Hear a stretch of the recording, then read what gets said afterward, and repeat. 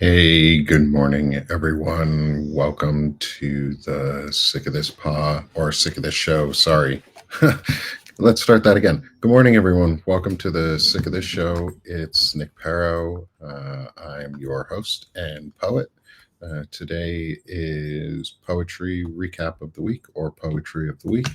And give me a moment while I start ensuring that everything's up and running on Substack as well. Good morning, everyone, on my Substack Live. I've got you in the chat now. It's good to see everyone. Good to have everyone here. Just going to give anyone a couple moments to come in and also pull up some of the poems from this week. And it's been a bit of a busy week. I didn't do as much writing this week as I had done before, mostly due to my son breaking his arm. And so I started doing something a little bit creative for the first part of the week, as I wanted to begin collecting all my poems into a book. Good morning, Caro. Good morning. I want to make sure I say it. Cern. I hope I don't get your name too wrong. Sunny. And so, good morning, everyone. Thank you. My son broke his arm last week. So I've also opened up soft C, like Srin or Crin. It's obviously not an American English name. I love it. I'm assuming somewhere in the Netherlands or Denmark. Crin. Thank you. I appreciate that. I like getting names right, especially people who are with us. Oh, it's a French name. Oh, very cool. My family's half French, so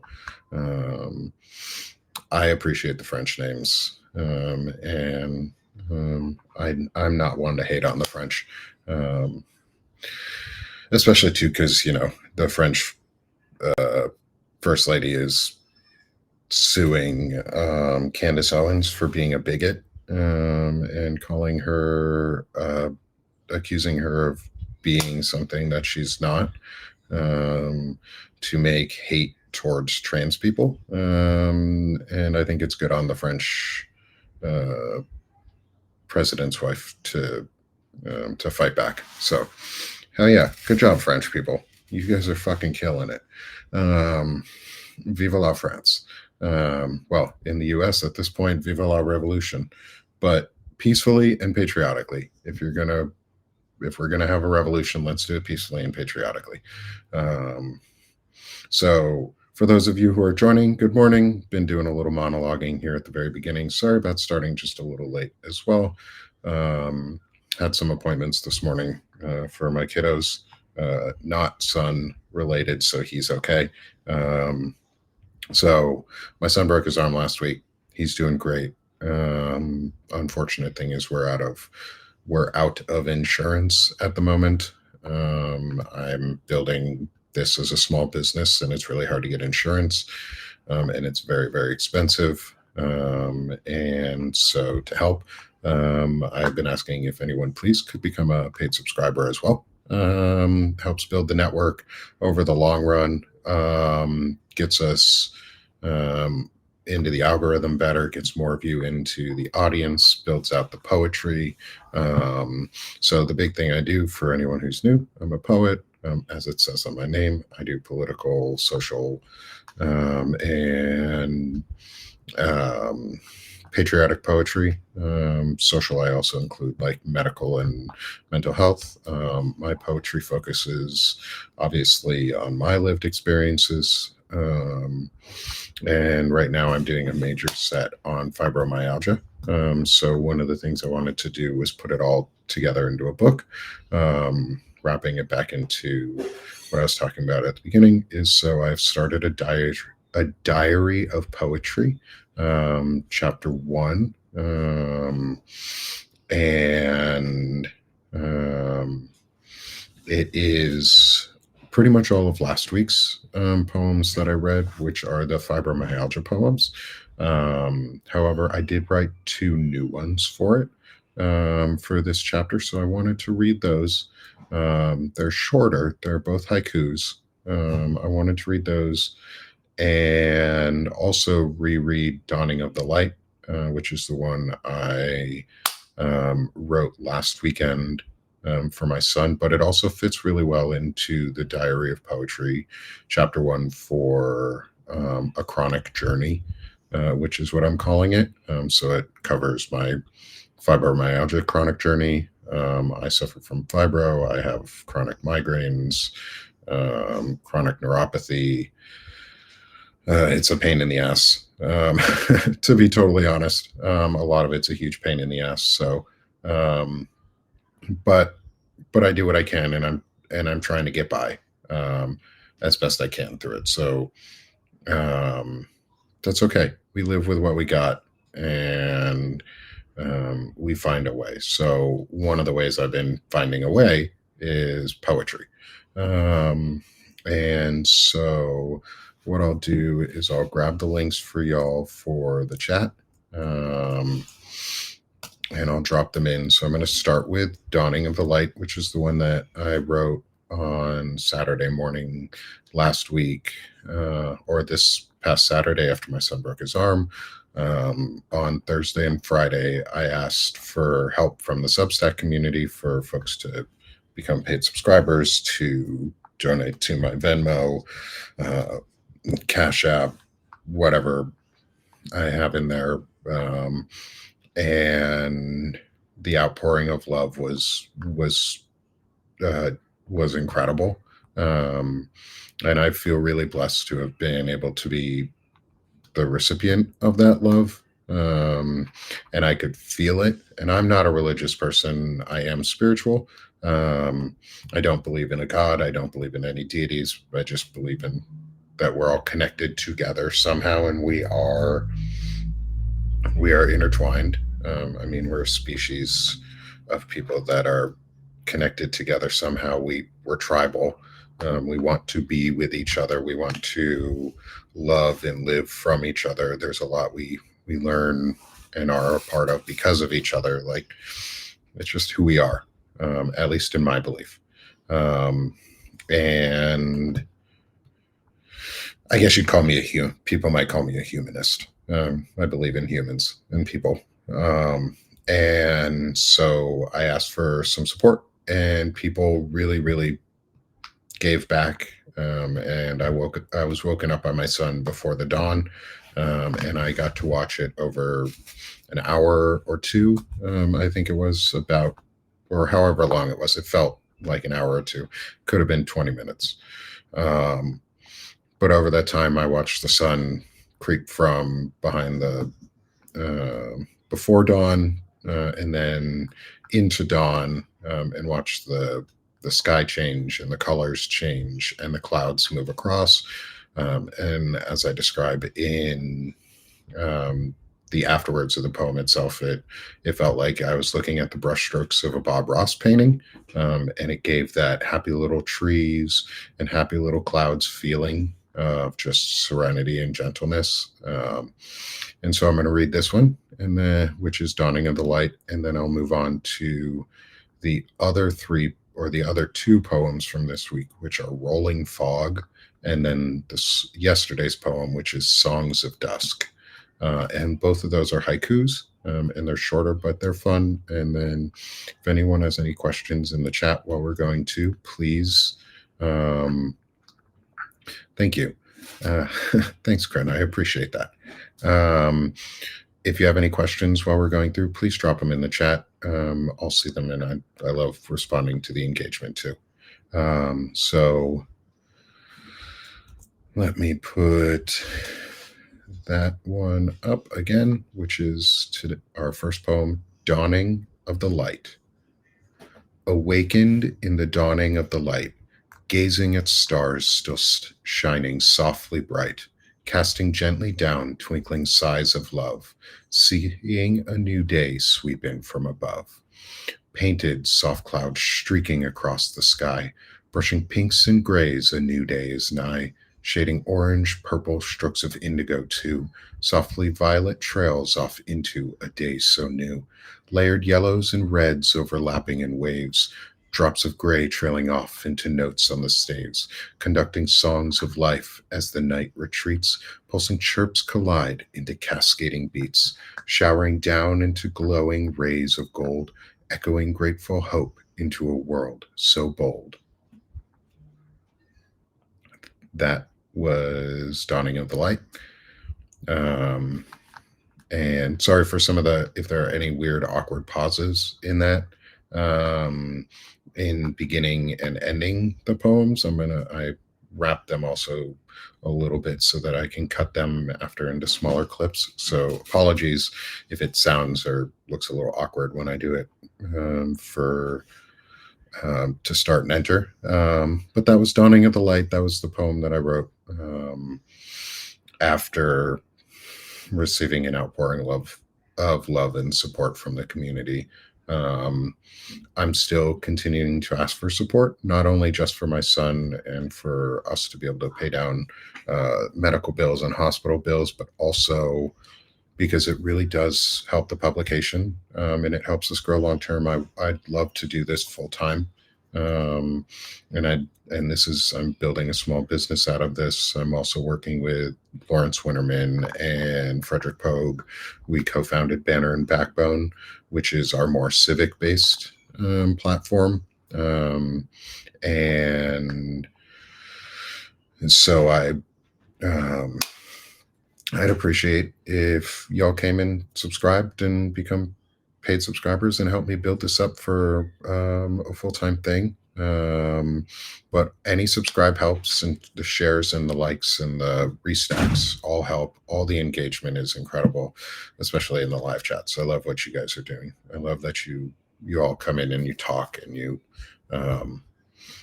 discuss with me. And thanks, Corinne. I do a this one is, so I'll explain this one a little bit in terms of poetic shape. It's a sonnet, mostly based off of a Shakespearean style sonnet, and a traditional Shakespearean sonnet would be 14 lines. It's three sets of stanzas of 4 with a stanza of 2 at the end, traditionally in iambic pentameter, which is the badum, badum, badum rhythm. However, I really like this one. I don't do it the full way through, and I don't think I do it in much of the place for this one. Is actually, no, I won't even go for this one. So this one I actually did slightly different than a standard like Shakespearean sonnet would be, where it would be, if you were to look at the structure of the poem, it would be an A B A B, and then B C B C, then D E D E, then F F. Is if you want to break it down into how it would be organized. I instead did A A B B instead of A B A B, because it drove more, and it just gave me a little bit more forward movement. So it also just fit. I didn't really think about this one too much overall, other than, oh, I need to make sure that I have 10. I didn't even make it a sonnet at first. I actually added some syllables in some places so that I could have a more sonnet structure in this one. And I'm glad I did, because it did flow really well. And thank you. Thank you for that, Corinne. But it helped me flow and into each line on this one. And then I don't do a ton of editing on a lot of my poems once I write them, other than to make sure that the words don't trip me up too much, or that they fit rhythmically. because my background is really in music. I'm a trained classical musician with a degree in music theory and composition. Never got into it professionally. I did audio recording and sound engineering a lot when I was in college, but I composed music, and um, I actually used a couple of my grandfather's poems that he wrote to my grandma that I am going to at some point read on one of the shows too. Um, and oh, that's awesome. I still have a piano at home. I played the saxophone. My primary instrument was my voice. And I trained voice lessons for years. And I ended up in a degree, or I ended up in software engineering for a long time.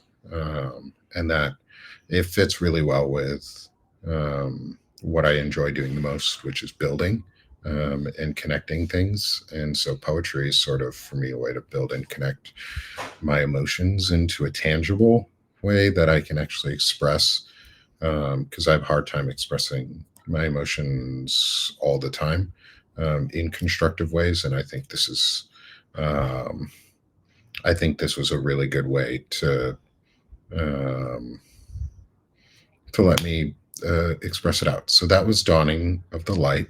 Um, and I'm going to move on now and all of the poems, I'll make sure to do links to the chapter that I've started putting together. Is a link to all the poems from today in the show notes.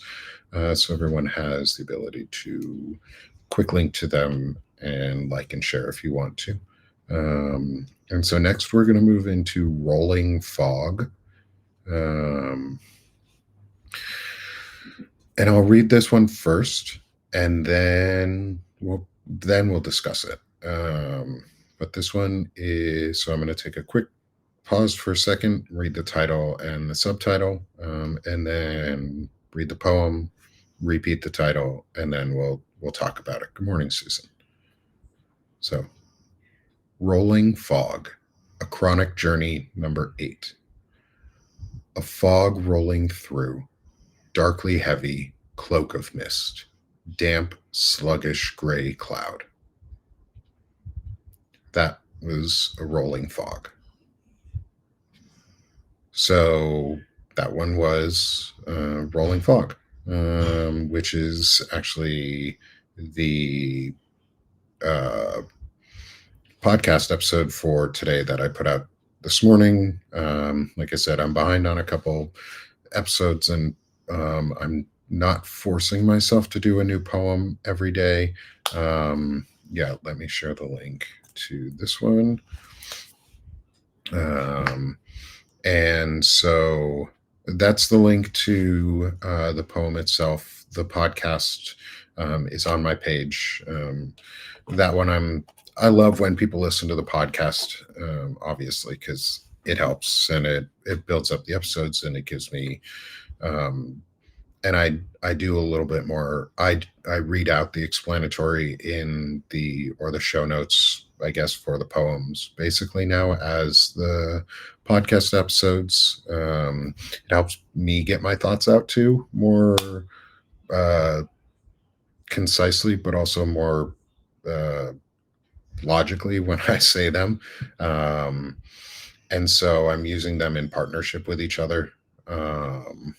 And so if you like both, please support both. Give them a like and a share. And comments and engagements are great too. But for a Rolling Fog, getting back into it. Sorry, I go on tangents. So a Rolling Fog is about fibrofog. And for those who have fibro, you know what that means. For those who don't, it's fairly similar to the lines of the haiku this morning, which is, so a fog rolling through. It feels like in your brain, or for me anyways, I get a migraine that goes pretty much down face mask every day. What it feels like is it pulls back, and it's a mist and a fog just covering and going through, like you would see in a field, like you would see out in a farm field in the middle of a late summer morning, heading into fall when it's starting to cool off at night, and it's damp, and then it warms up first thing in the morning, and you have all that fog. However, it's also like fog with like a storm cloud over it, so it's dark fog and it's heavy, and it's that cloak of mist, almost like um, the Stephen King novel where you get go into that mist and you don't ever come out. And that's where the thoughts go some days. And that's sometimes why I do some awkward pauses, maybe, um, and I I look up a lot and I have to close my eyes at times to think about it. Is I lose half my thoughts, but I also lose thoughts like mid conversation if I get interrupted now, in a really bad way, like not like I used to ever before, and it's just like poof gone, and that really sucks. That is the damp grayish sluggish gray cloud piece. The last line is it's got that like heavy feel to it. This fits into one of the previous poems in the series, which is an unseen swamp, which is where it feels like I'm dragging my feet because I have that sort of like the MS style pressure on my lower legs, where it feels like you're wearing tube socks all the time, or like compression tube socks all the time, even though it's not compressed. Um, Very weird feeling, but it feels like you're in a swamp. And so the damp, sluggish gray clouds are almost like a swamp cloud of the mind. And instead of dragging your feet, it's dragging your mind. And it's just holds you in place. Um, and so this was this one was Rolling Fog, and what ended up being today's episode on the podcast, um, and is the first of the haiku set um, within a chronic journey, um, which is then followed by the second of our haikus, which is Songs of Dusk, which I will drop the link in also. And I'm seeing the restacks and shares during this. I really appreciate those. Uh, I I really appreciate the support, especially while we're doing this live. I love being able to build up who's here, getting to see everybody come in and join us and listen to some poetry. We have 59 people right now. It's good to get away from politics and the shit that is going on in life, and remember that we have lives that we have to care about, and we have to have lives that we want to live. And so one of the things, like I said, this is a mental health journey for me as much as it is a written journey. um, Hold on one second, y'all. I'm going to pause my sound for a second. My son's asking a question.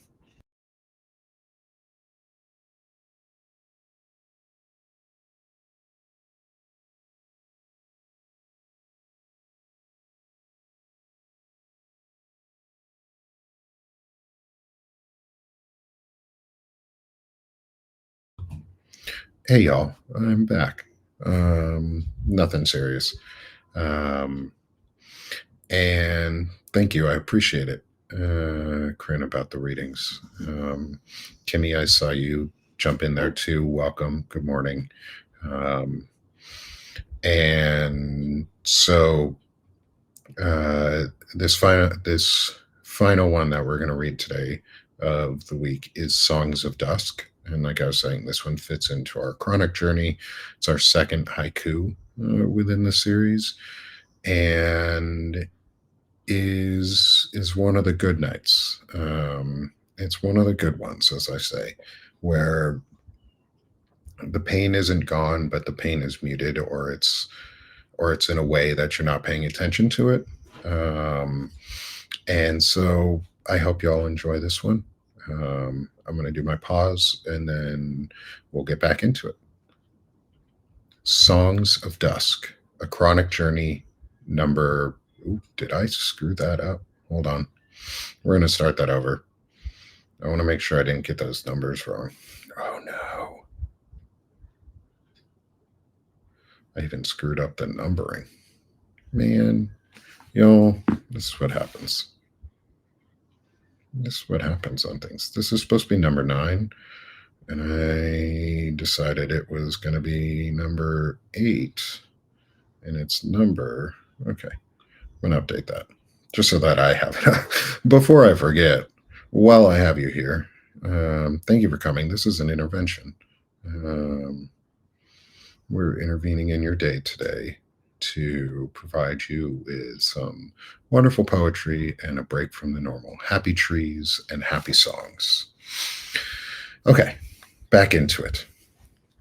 Songs of Dusk, a chronic journey number 9. Crescendoing chirps, staccato clicks, thumping cloak. Ooh. Let's read the words right. All right. Songs of Dusk, a chronic journey number 9. Crescendoing chirps, staccato clicks, thumping croaks, pluck on wings of grass. That was Songs of Dusk. Let me make sure I put that one in there. So this one was that is so far the latest in a chronic journey. So is the 9th one, the second of our haiku, and it was one that I wrote while I was just sitting on my back patio. And I was watching the sun go down and just listening to the sounds. I have a vegetable garden in my backyard. And it's overgrown right now. So it's past season for what we had in there for veggies. And we live in the idea that vegetable gardens or gardens in general are meant to be wild. Kind of. I love like beautiful grass gardens and wild grass gardens and stuff like that. But we let our vegetable garden die on its own. Like when we pull off rotten fruit or vegetables and stuff, but we let the actual stalks of the plants die. So it gets overgrown, and so it's filled with crickets and cicadas and grasshoppers, and right next to us we have a retention pond, and so we get bullfrogs and toads, and so it's like this little chorus of tiny musicians coming out every night, who either bite me with their and suck my blood, and then go sing away, or just have fun and sing their night. And it's enjoyable. And I love just getting to hang out outside in my backyard and just listen to nature. That's one of the things I do at night. Pretty much every night is I just sit outside for a while. Yeah, give it back to nature, Caro. I totally agree. Like, and thank you, Chester. I appreciate that. Mary, I also saw you in there too.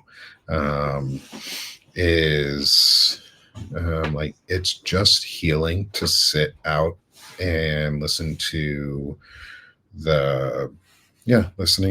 and sharing the land, and being a part of it rather than trying to take from it. It's so much more fun just to sit there, and I get to be a part of the land and a part of nature and see and like hear what's going on,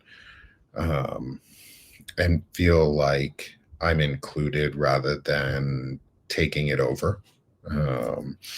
or taking away from it, and that's really nice. It's a really nice feeling um, to not feel like you're taking away from something. Um, and it's also really nice because I can process the day. I like to write poetry either first thing in the morning or um, last thing in the day, last thing at night before I go to bed. It's almost journaling in a lot of ways for me right now. Um, and so it's a lot of fun to be able to get my emotions out. My wife, I think, appreciates it because I'm not using her as an emotional like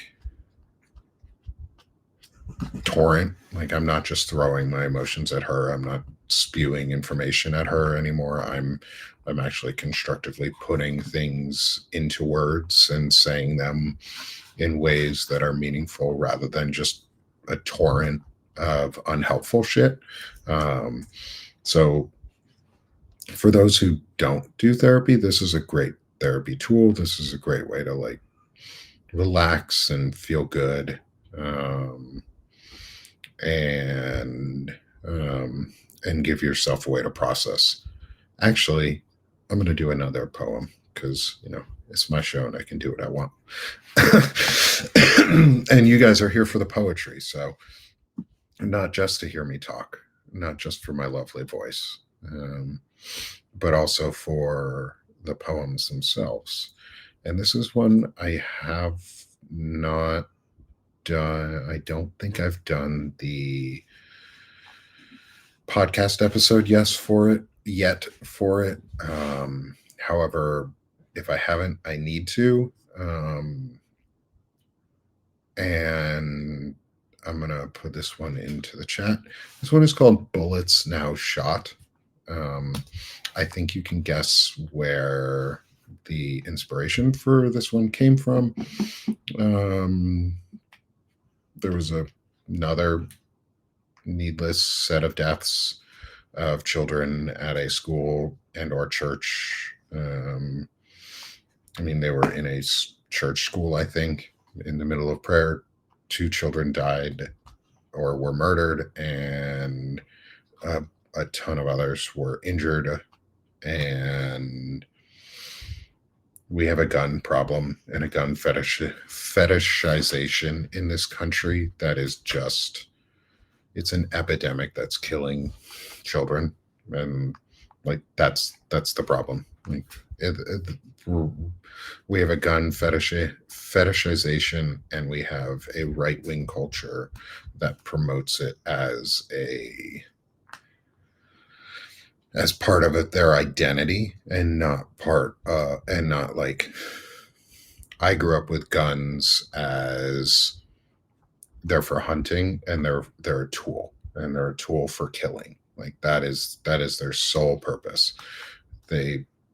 They're for hunting, and they're for defending your home. If somebody comes there and you point a gun at someone, you're going to kill them. Like that is the purpose of that tool. It is a weapon.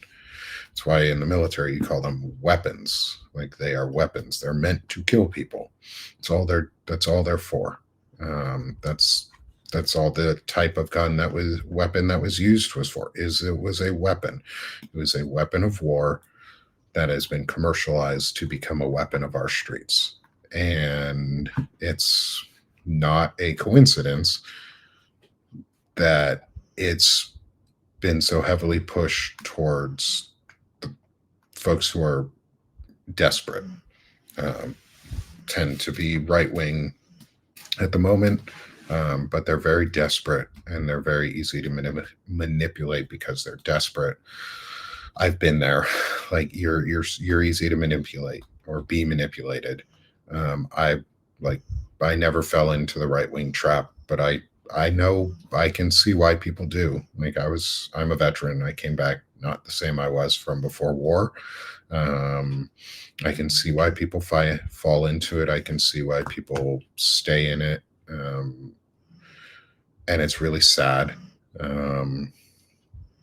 And why am I talking about this? Because the person who shot the weapon was identified as trans, and that was the end of the story for the right wing. Like that was it. They didn't care about any other piece of information other than that person was identified as trans, which also they were identified as possibly detransitioning. They never built a community around themselves in the first place. Their parent was the one who changed their name. There was a lot that is suspicious about their identity, and I'm saying this because I know trans people and I know the communities that they build around each other. I know that they like you're not alone, and this person did not act accordingly to any like customary process of coming out in any way. Like I identify as bi. Like it took me years and years and years and years and only until a couple weeks ago to say it out loud on a show. Like you build communities up around you and you build networks around you to support you. And this individual, all they cared about was that they had identified as trans. And I think that's trash that the right wing did that. I think it's trash that then they are calling them demons and they're calling trans using religious warfare and religious wording against them, and they're othering them. And I think it's fucking trash and garbage. And so I wrote my poem before I even knew who the person was, and I still stand by my poem exactly because it's not about the person who shot those kids. That person needed help. That person needed help that they weren't getting. That had that been ripped away from them, that was never offered to them, that was beaten out of them because they grew up in that same church, and maybe that church taught them to hate themselves. And maybe that church did so much damage that this person had a life of trauma. And just as I don't talk about the other shooters, like I never talk about shooters when it comes to gun violence. It's about the victims. It's just like every other thing. Like it's just like Epstein yesterday and the victims and survivors coming out and speaking. Like we have their stories. We need to stop re-traumatizing the victims, um, and go after actual true motives and true root causes. And the root cause of all of this is we have a gun fetishization in this country and an epidemic in this country that we have allowed children to be murdered in school instead of solving the fucking problem. Like I have two kids who go to public schools, and I'm afraid every day that something is going to happen. I live in a red state. I live in Arkansas, and my state does not have the best history with guns or gun violence. I'm afraid about my kids more and more each day because of nut jobs and people who are othering others and forcing people into places where that they have no choice. Or I'm afraid of all the connecting factor that everybody else in the media, except for some those of us on the progressive side of the world, are starting to talk about, is there's one factor that connects all of these shooters, and we need to talk about them other than the AR-15s that they use, is they're white. Like they look like me. They scare people because we're white. White people are scary to everyone else. Like white men, we're scary as fuck to everyone else, and we need to fix that. Like, and it doesn't take every other community doing it for us. It takes me, and it takes my friends. It takes Fred Pogue. It takes Lawrence Winterman. It takes Jacob Summers. It takes Walter Ryan, Shane Urick, all of us men who are doing this on the Banner and Backbone team. It takes the Find Out podcast team. It takes building a manosphere that doesn't fucking suck. Like, I want a manosphere that is Bob Ross and Mr. Rogers again. Like, that was what I grew up on, what manhood could look like. Like, tell me, that Mr. Rogers wasn't manly. Like, fight me. Like, fucking fight me that Mr. Rogers wasn't a manly man. Like, he was manly as fuck. He went on TV and he broke traditions and norms and he put his feet into a pool with a black man on TV and said, fucking take me off air. Do it. Didn't use those words, but that's what he did. He broke the rules to normalize, to help people, to extend his sphere of influence. And I'm hoping that's what this is me extending my sphere of influence in a way that doesn't suck. To be totally frank, is I want to be part of something that doesn't suck. I want to be a part of something that people want to listen to and enjoy. And there's 76 of you who are here, 75 minus myself. But everyone who's here right now, thank you. Like, thank you for helping me build kindness is manliness, or kindliness is manliness. Kindliness is a manly trait. Like, protecting others means you protect their feelings and their emotions too. Like, protecting isn't just this, like, oh, I'm a caveman bullshit. Like, I can be strong and protect my family too. Just ask.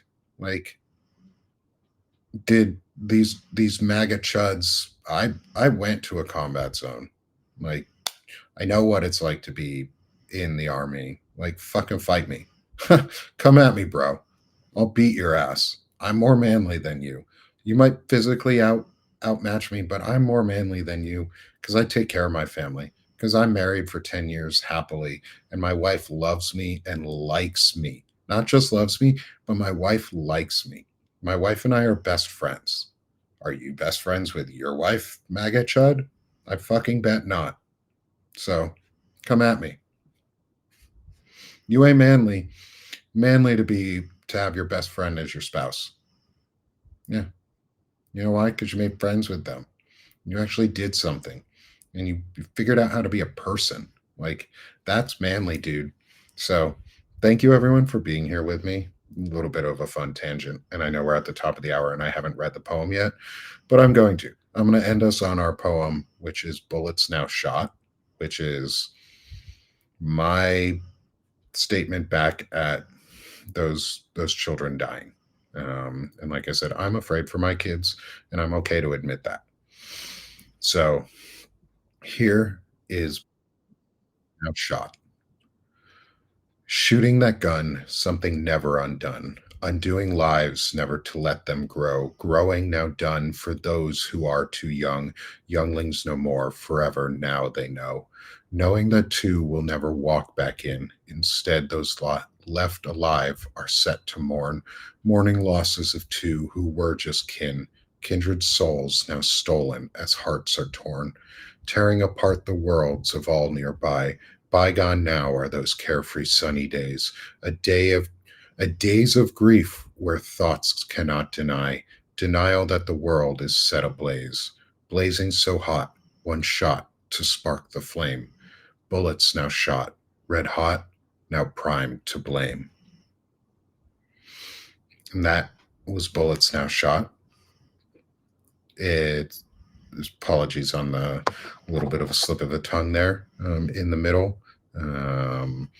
But I appreciate y'all, everyone, for joining today. I love the support, as I said. I appreciate the shares, the engagement throughout. You all are amazing. I appreciate you coming in and supporting and listening to the poetry. Robes, I'm sorry you missed it today, brother. Chester, thank you for the comments. I'd love to reach out again at some point and maybe have you on for a poetry reading if you're still here. I appreciate you and the support that you're providing too. I see your reshares and stacks and comments to everybody. And let me make sure I drop that poem into the chat. Corinne, thank you also coming. Pat, it was good to have you here, Corinne. Thank you. And everyone else who showed up. And please join me in half an hour I will be back on the air with Lawrence Winterman and Jacob Summers for Knights of the Rainbow Table. We have a little bit of a play on wizardry going on in our world. Friday afternoons for Banner and Backbone is the Wizards Council with Frederick Poe, Lawrence Winterman, and myself. And so my friend Jacob Summers from the Army, good buddy of mine, Lawrence Winterman, also now a good friend of mine, we decided we did a three dicks, six balls, and 1,000 ideas show, basically. And we had so much fun. We wanted to come back and do it again because we're never running out of ideas and ridiculous things to say. And we couldn't decide on a name, so we came up with the Knights of the Rainbow Table. So I hope you guys come back at 11:30 and join us then. As well, please consider becoming a paid subscriber with me. Every paid subscription really helps, especially right now while we're going through medical bills.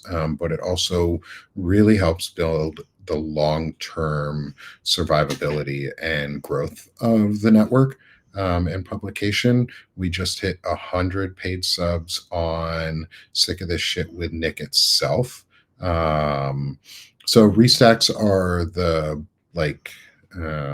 retweets or the likes. It's the little circle after Robin. After the show is over, I'll in about half an hour. So after my next show, I'll put out the live recording with show notes, with links to all the poems, and then you can just share, restack, retweet, whatever, read the recycle button, basically, to let everybody know you love it, and share it with your friends, also, or even forward your emails that you get if you got an email chain. But yeah, your support is greatly appreciated. I can't do it without y'all. I'm so excited that we hit the 100 mark paid subscribers for Sick of This Shit with Nick itself. That's a huge milestone for the publication. We're just about at 3,000 overall subs. Help us get past that 3,000 number. To be honest, I didn't think I would get to 3,000 like ever. And we've done it in just over 2 months. Not even, I don't think. And it's amazing. And I cannot thank you all enough for the support so far. So yeah, I'll see y'all back in about 25 minutes when I'm on for Knights of the Rainbow Council with Lawrence Winterman and Jacob Summers. So have a great day, y'all, and I'll see you again soon. Thanks.